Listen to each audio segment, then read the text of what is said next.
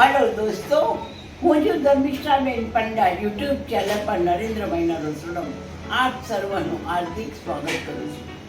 દોસ્તો, આજે હું તમારા માટે એક એવી રેસીપી લઈને આવી, ખરેખર મન પણ ખુશ ને દિલ પણ ખુશ. અત્યારે માર્કેટની અંદર પુષ્કળ પ્રમાણમાં લીલા તાજા અને મજેદાર મસ્ત જામફળ વેચાય છે અને ખરેખર ઠંડી પણ એવી શરૂ થઈ ગઈ છે. ગુલાબી કે મજા આવે. ગરમા ગરમ જામફળનું શાક, પરોઠા, થેપલા, રોટલા સાથે જબરજસ્ત મજા આવે એવી હું એક રેસીપી લઈને આવી છું. એ રેસીપીનું નામ છે જામફળનું શાક. જેમ આપણે પાકા કેળાનું શાક બનાવીએ છીએ એવી રીતે આ એક જામફળનું શાક છે.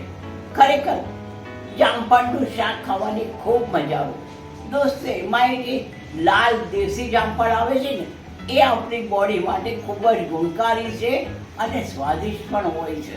એક જામફળમાંથી સલાડ પણ બહુ તૈયાર મસ્ત થાય છે. અરે, આપણને જ્યારે પણ ભૂખ લાગી હોય ને ત્યારે ફટાફટ તમે જામફળ સમારી એમાં સ્લાઈડ મીઠું અને સ્લાઈડ મરીનો ભૂકો નાખી અને શું બનાવીને તમે સલાડ ખાઓ ને, 2 મિનિટમાં ભૂખ ભાગી જાય અને મસ્ત મજાના મહેમાનો પણ ખુશ તો તમે પણ ખુશ. એવું ઇન્સ્ટન્ટ સલાડ પણ બનાવી શકો. પરંતુ દોસ્તો, હું તમારી સામે લઈને આવી છું જામફળનું શાક, જે માત્ર ઇન્સ્ટન્ટ છે. માત્ર 5 જ મિનિટમાં રેડી થઈ જાય છે અને ખાવામાં ખૂબ મજા આવે. ચટાકેદાર, રસીલું, ખાટું, મીઠું, આપણી ગુજરાતીઓનું પ્રિય શાક જામફળનું શાક, જે ગુજરાતની અંદર તમને ઘેર જોવા મળે છે. તો ચાલો દોસ્તો, આપણે આ રેસીપી જોઈ લઈએ. આ શાક કેવી રીતે બનાવવાનું, ચાલો.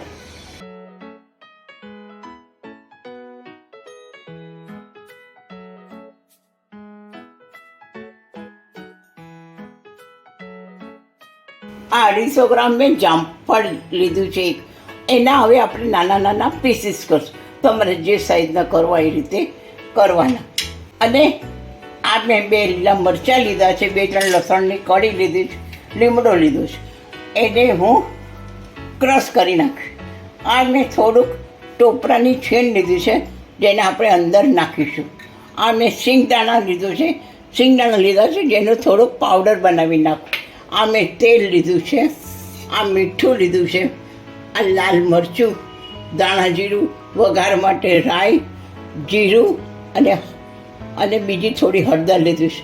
અંદર ખાટું મીઠું બનાવવા માટે મેં સાકર લીધી, કાળા મરીનો થોડો ભૂકો લીધો છે. ચાલો, તો હવે હું શરૂ કરું છું. તો ચાલો દોસ્તો, સામગ્રી રેડી થઈ ગઈ છે. હવે આપણે પ્રોસીજર ચાલુ કરીએ. 2 ચમચી આ ઊંધિયા ટાઈપ શાક બનાવવા માટે 2 ચમચી લોટ લીધો છે. એમાં મેં થોડું મોયણ નાખ્યું છે. હવે થોડુંક સ્લાઇટ મીઠું નાખીશું, સ્લાઇટ અજમો મસળીને નાખીશું, જેથી આપણને વાયુ ન થાય. સ્લાઇટ મરચું નાખું છું, લાલ રેશમ પટ્ટી. હવે એને આપણે મિક્સ કરશું.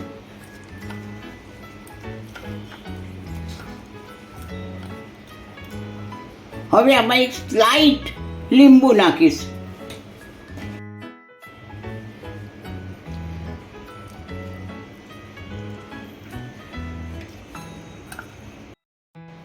હવે આ આપણું તેલ રેડી થઈ ગયું છે. એમાં આપણે વઘાર માટે રાખીશું ચપટી રાઈ.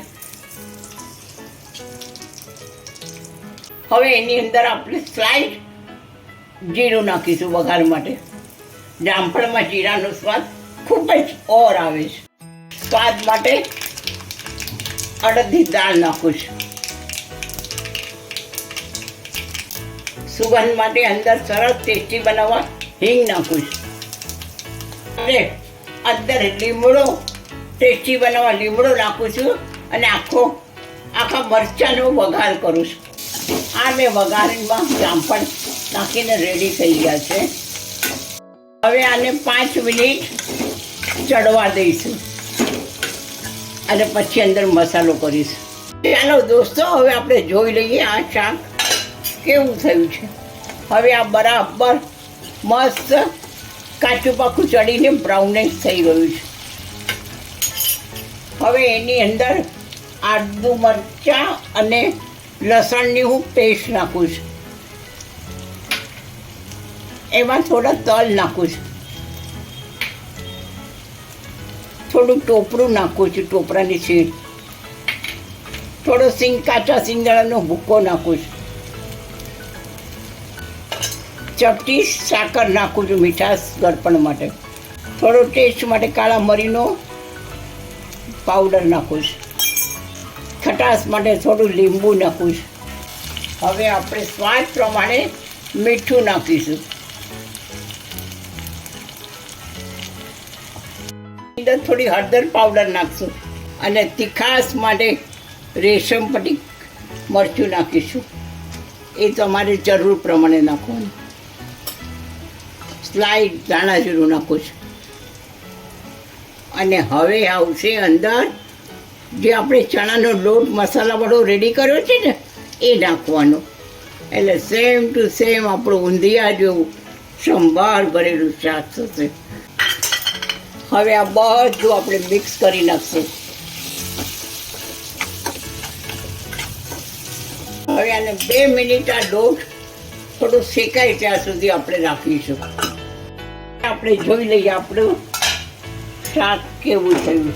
મસ્ત મજાનું લોટ શેકાઈને મસાલો રેડી થઈ ગયો છે. હવે આપણે ગેસ બંધ કરશું અને સર્વ કરશું.